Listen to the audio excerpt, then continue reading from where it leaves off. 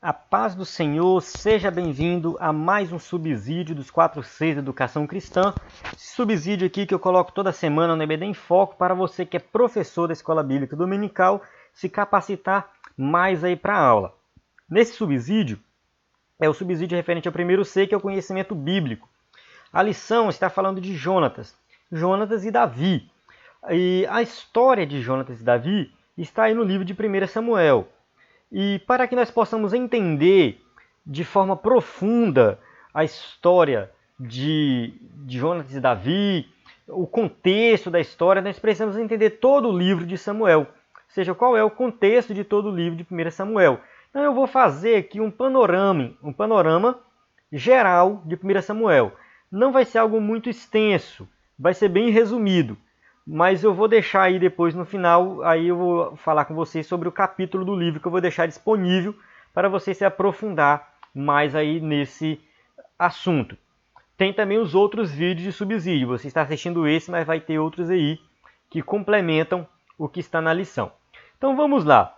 Primeira coisa aqui que nós vamos falar é a composição do livro. Né? O livro, os acontecimentos do livro, onde foi que se deram esses acontecimentos. Ele retrata aí esses acontecimentos que aconteceram aí na segunda metade do século XI e início do século X, no ano 1100 mais ou menos antes de Cristo até o ano 1000.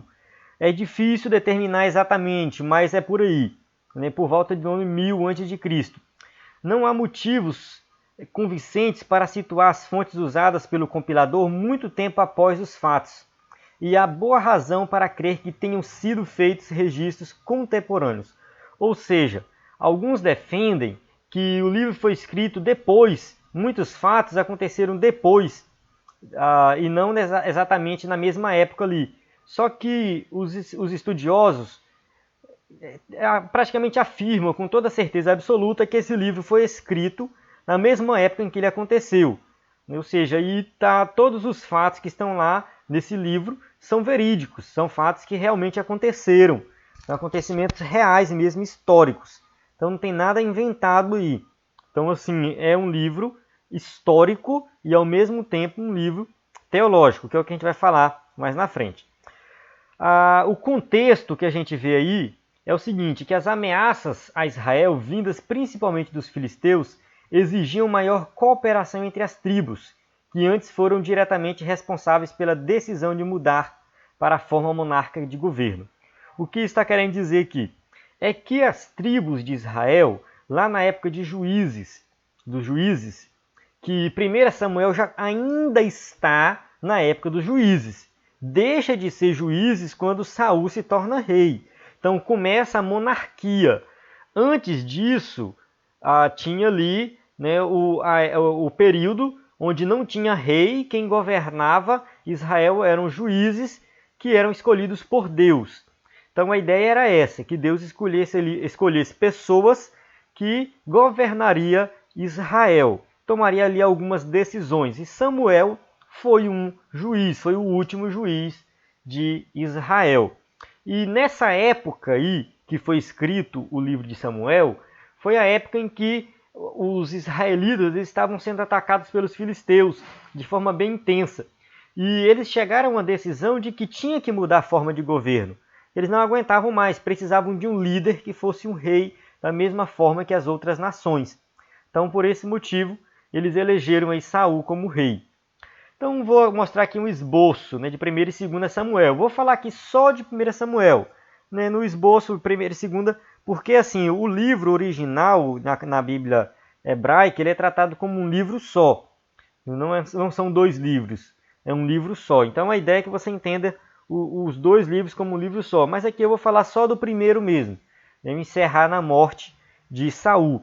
Então a gente tem aqui as tradições de Siló, que era a cidade, a capital da época, a narrativa da arca, a instituição da monarquia e o reinado de Saul e a ascensão de Davi ao poder. Então eu vou parar aqui, porque aí depois já entra 2 Samuel, que é os sucessos de Davi, os fracassos de Davi, e por último aí, enfrentando a ação humana, a narrativa da sucessão, e enfrentando a ação divina. Então a gente vê aí também, encerrando 2 Samuel. Propósito e mensagem. Primeiro, esses livros não têm um propósito estritamente histórico. Então tem gente que acha que o único objetivo de 1 Samuel e 2 Samuel, né, ou de Juízes também, Josué, contar a história. Josué, Juízes, Ruth, 1 Samuel, 2 Samuel, 1 Reis, 2 Reis, Neemias. Ah, é só contando história. Não, não. Eles têm um objetivo principal e é teológico esse objetivo. Então tem uma mensagem divina ali. Não é simplesmente contar uma história. 1 Samuel da mesma forma.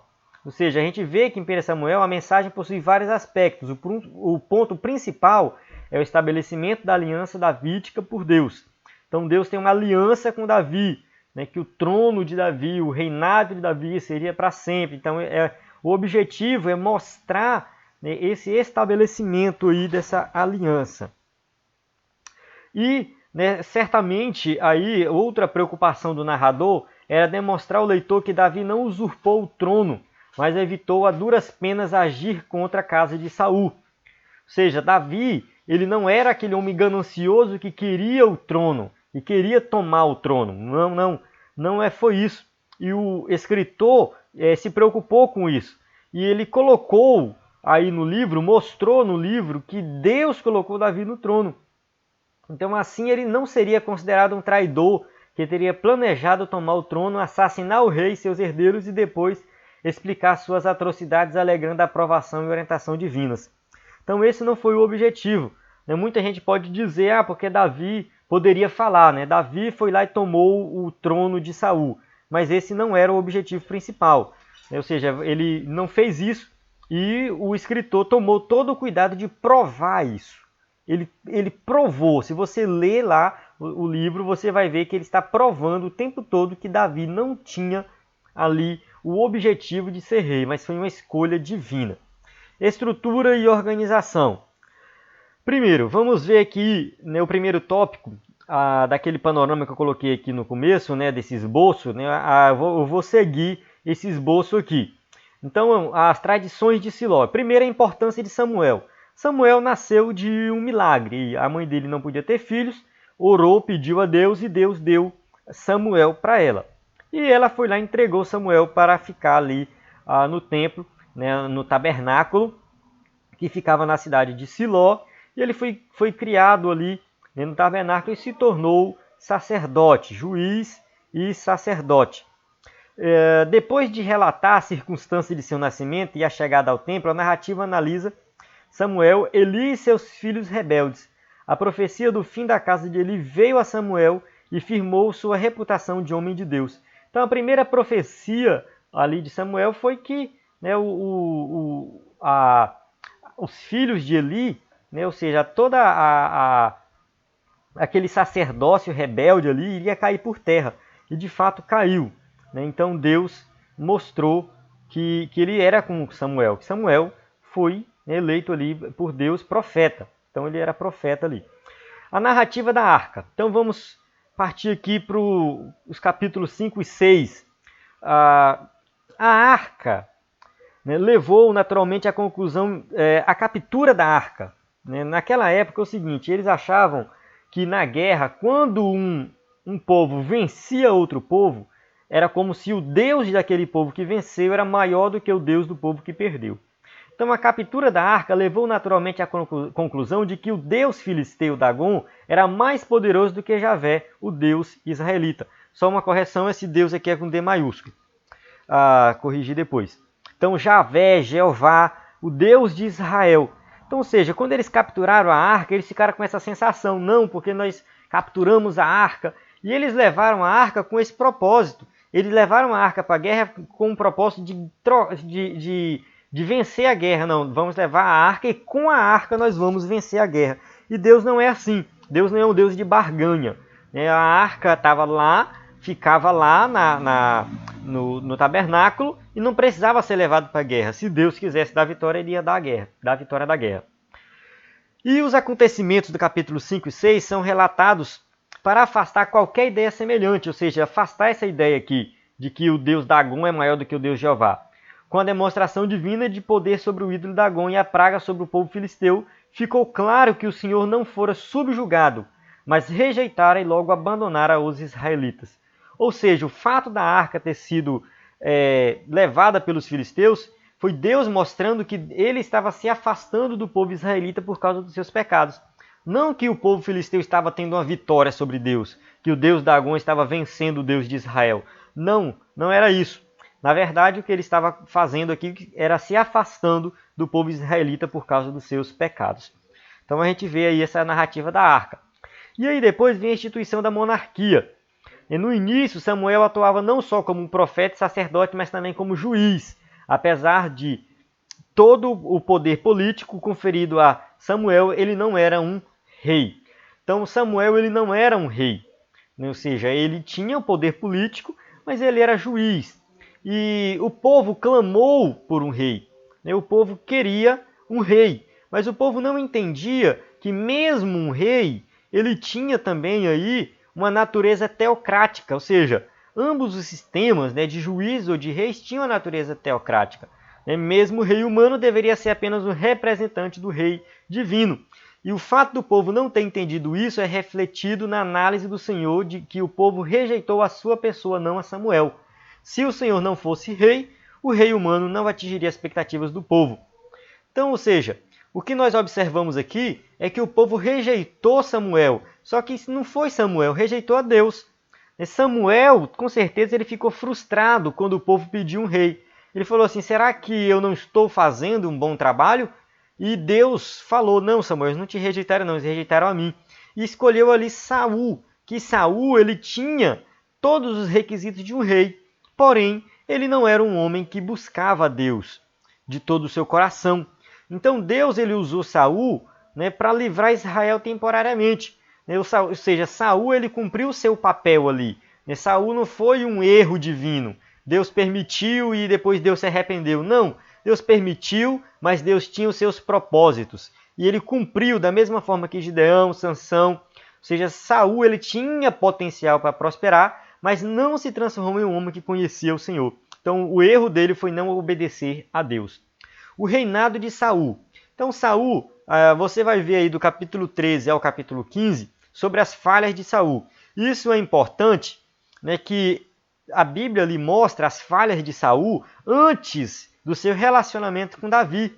A ideia de que Davi não causou o fracasso de Saul, ou seja, a ideia é essa, é mostrar que antes mesmo de Davi aparecer na história, Saul ele já era um homem que não tinha ali do relacionamento de Davi com Saul, ou seja, que ele não tinha ali capacidade de ser rei.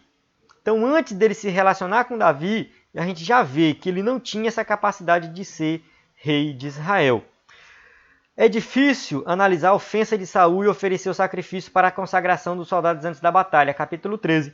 Ou seja, ele foi lá e ofereceu o sacrifício, não era o trabalho dele. Ele não deveria oferecer sacrifício. Os reis filisteus faziam isso. Eles ofereciam sacrifício, eles eram reis, eles tinham vários poderes. Mas em Israel era separado. O rei era rei, o sacerdote era sacerdote. Ele desobedeceu essa regra.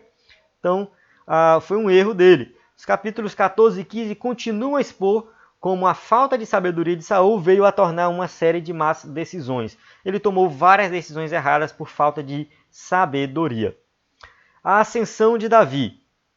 Então a gente começa no capítulo 16, que Davi ele entra na história como o substituto de Saul. Então ele entra aí, só que ele não entra porque ele quer, porque Deus escolhe ele. E depois ele vai lá e derrota Golias. Então isso mostra que ele tinha um potencial grande para ser rei. Então ele foi lá e mostrou que Deus estava com ele.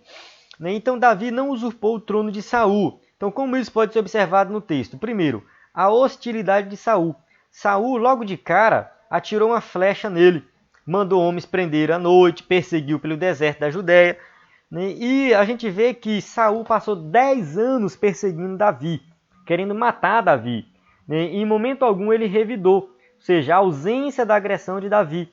Muito pelo contrário, ele foi amigo de Jonatas, que era o quê? O herdeiro do trono. Então a gente observa aqui que Davi ele foi amigo do herdeiro do trono. Em momento algum ele fez algo mal, algo ruim para Saul e muito menos para Jonatas. Se ele quisesse herdar o trono, de qualquer jeito, ele ia lá e matava Jonatas, por exemplo, porque Jonatas era o herdeiro legítimo, e ele teve 2 oportunidades para matar Saul, e ele não matou, né, porque ele considerava Saul como ungido do Senhor, foi ungido pelo Senhor para ser rei de Israel. Então, a gente vê aí que Davi, ele não está procurando tomar o trono de qualquer forma. Então a gente observa isso no texto e o escritor de 1 Samuel deixa isso bem claro. O livro ele encerra com a morte de Saul e seus filhos. Deve-se observar o lamento por Saul já em 2 Samuel, ou seja, Davi lamenta a morte de Saul, e a preservação do filho de Jonatas, Mefibosete, de acordo com a aliança de Davi e Jonatas. Então, tudo isso foi usado pelo narrador para demonstrar a ausência de agressão de Davi com respeito à casa de Saul. Então, Davi, ele honrou Saul. Então, ele herdou o trono porque Deus escolheu ele para estar lá. Porque Deus pegou ele e colocou ele lá. Então, ele foi amigo de Jonatas, ele teve uma amizade grande com Jonatas. E essa amizade, Jonatas tentou conversar com seu pai, mostrar para o seu pai que não era necessário matar Davi. Ele ajudou Davi a fugir de Saul. Então tinha uma amizade muito grande entre os dois aí. Então isso mostra de fato que, né, o escritor aqui está colocando que Davi subiu ao trono porque ele foi escolhido por Deus e Deus fez uma aliança com Davi. A gente observa isso em 2 Samuel. Deus fazendo uma aliança semelhante à aliança que ele fez lá com Abraão. Ou seja, Deus renova a sua aliança. Então Deus renovou a sua aliança com Isaac, com Jacó e agora com Davi e depois com Salomão. Então a gente vê aí que Deus ele tem um propósito, ele tem um objetivo e ele vai cumprindo os seus desígnios aí, escolhendo algumas pessoas para cumprir, né, os seus desígnios de acordo com a sua soberania. Então é isso. Eu encerro aqui essa aula. O livro que eu vou indicar para você é esse livro, Panorama do Antigo Testamento. Você pode se aprofundar nesse livro e eu vou deixar aí o capítulo do livro, desse livro, capítulo 11 dele, que fala justamente de 1 e 2 Samuel para você fazer o download, estudar e se aprofundar nesse tema. Então é isso, a paz do Senhor e até a próxima aula.